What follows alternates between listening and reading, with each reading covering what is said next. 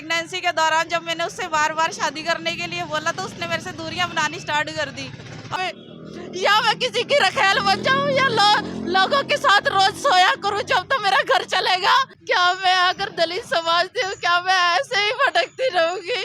क्या मैं अपने बच्चे को लेके ऐसे ही सड़कों में पड़ी रहूंगी? मुझे 6वां-7वां महीना लगा हुआ था, उस टाइम मुझे पता चला कि वो पहले से ही शादीशुदा है, उसका एक बेटा भी है।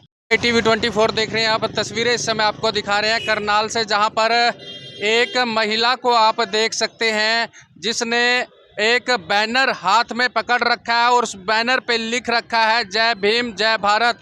क्या दलित समाज में पैदा होना आज भी पाप है? क्या मेरे बच्चे को न्याय चाहिए? इस तरह का जो बैनर ये महिला हाथ में पकड़े हुए आपको तस्वीरों में ज़रूर नज़र आ रही होगी। मैं सभी से अपील कर दूं कि इस वीडियो को शेयर ज़रूर कर दें ताकि ज़्यादा से ज़्यादा लोगों तक यह खबर या जानकारी जो है पहुंच सके और ज़्यादा से ज़्यादा लोग इसकी क्या समस्या है उसको जान पाए। इसने बैनर पे एक बार फिर से बता देता हूं, यह लिख रखा है कि क्या दलित समाज में पैदा होना आज भी पाप है? क्या मेरे बच्चे को न्याय मिलेगा? इसकी समस्या जरूर जानना चाहेंगे। इससे पहले अपील करेंगे कि इस वीडियो को शेयर जरूर करें दोस्तों, ताकि इसकी जो भी समस्या हो वो ज़्यादा से ज़्यादा लोगों तक पहुंच पाए।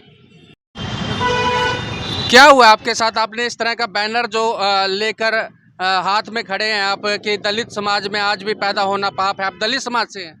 जी हाँ, मैं दलित समाज से हूँ। क्या क्या हो गया आपके साथ? ऐसी क्या घटना? ऐसा है जी, मेरा फ्रेंड था, मेरा उससे अफेयर था। उसने मुझे ये बोला कि मैं शादी करूँगा।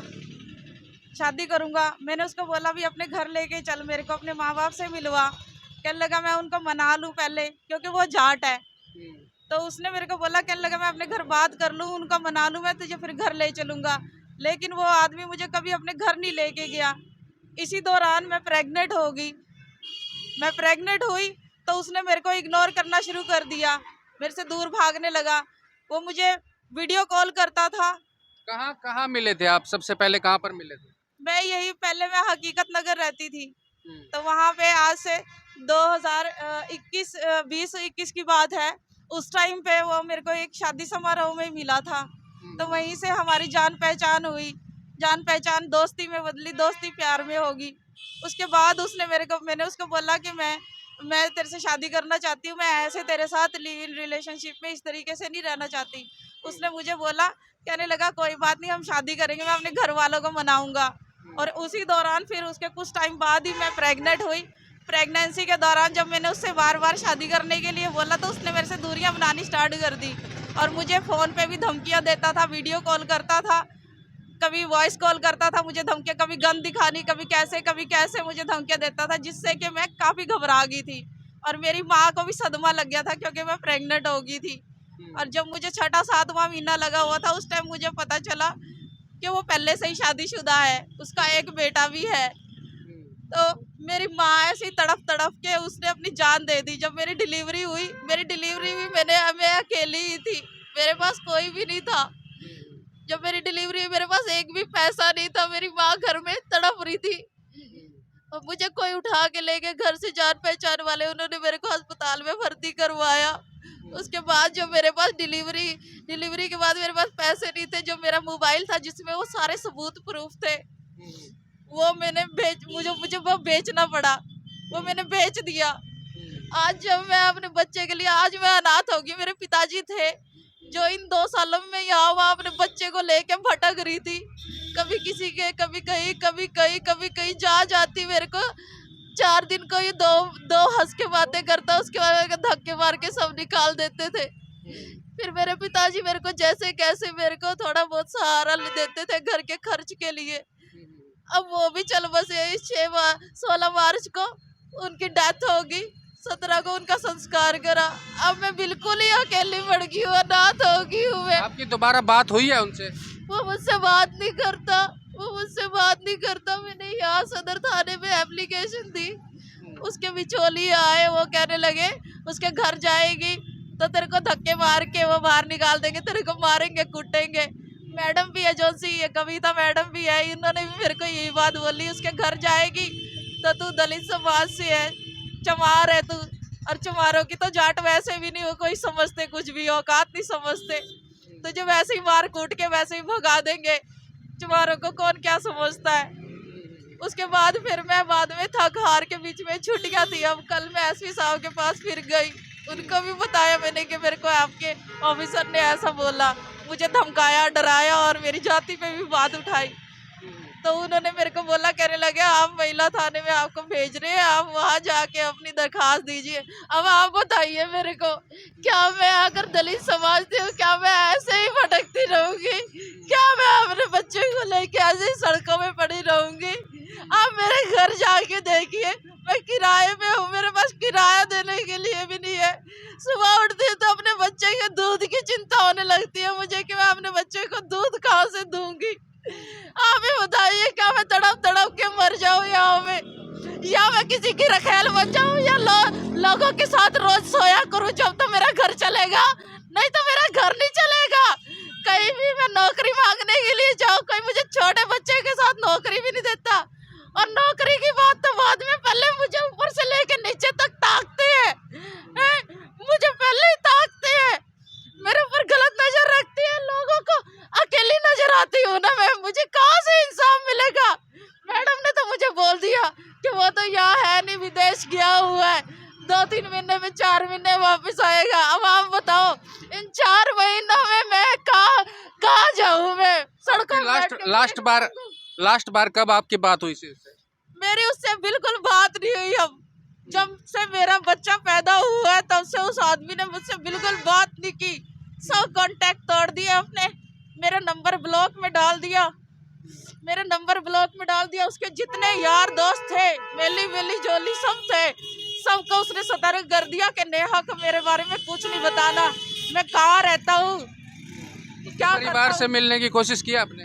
मैंने बहुत कोशिश करी, उसके दोस्तों को बोला मैंने कहा मुझे उसके घर का पता बता दो, मुझे उसका एड्रेस दे दो, उससे बात करवा दो, मिलवा दो, लेकिन सबने मेरे फोन उठाने ही बंद कर दिए।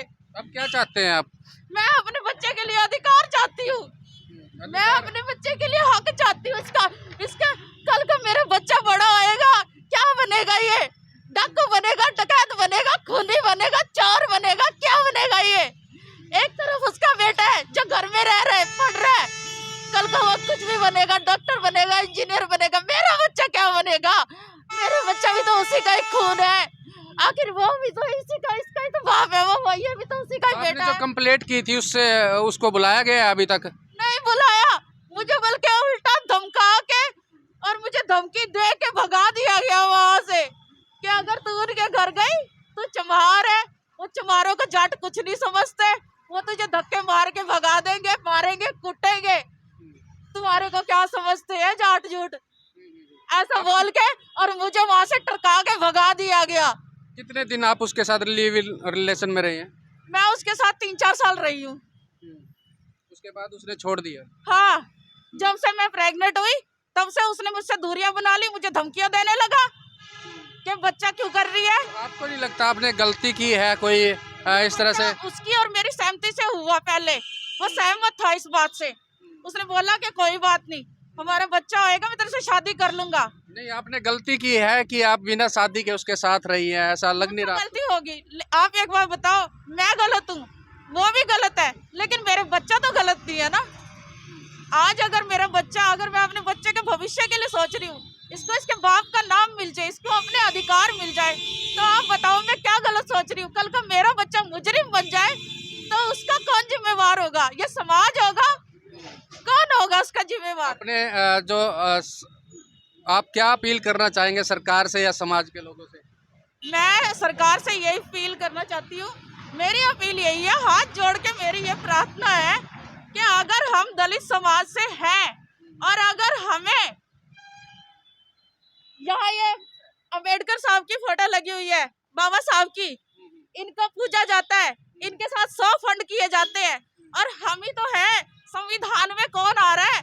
आज हम ही तो जीते जागते बंदे हैं, उन्हीं संविधानों को उठाते हैं ना, लेकिन हमें कोई अधिकार नहीं मिल रहा। मैं सरकार से यही चाहती हूँ कि अगर दलितों के नाम पे इतना कुछ कर रखा है कि इनका हक है, इनका अधिकार है, बराबरी है, ये है वो है, तो हमें न्याय भी बराबर का ही मिलना चाहिए। मैं सरकार से न्याय चाहती हूँ अपने बच्चे के लिए, यही अपील है मेरी।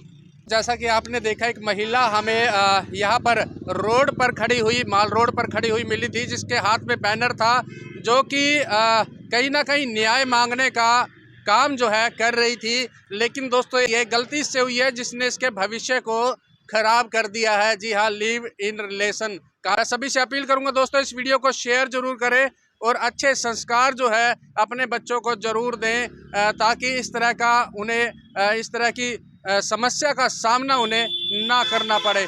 मैं सभी से अपील करना चाहूँगा, वीडियो को शेयर करें। धन्यवाद।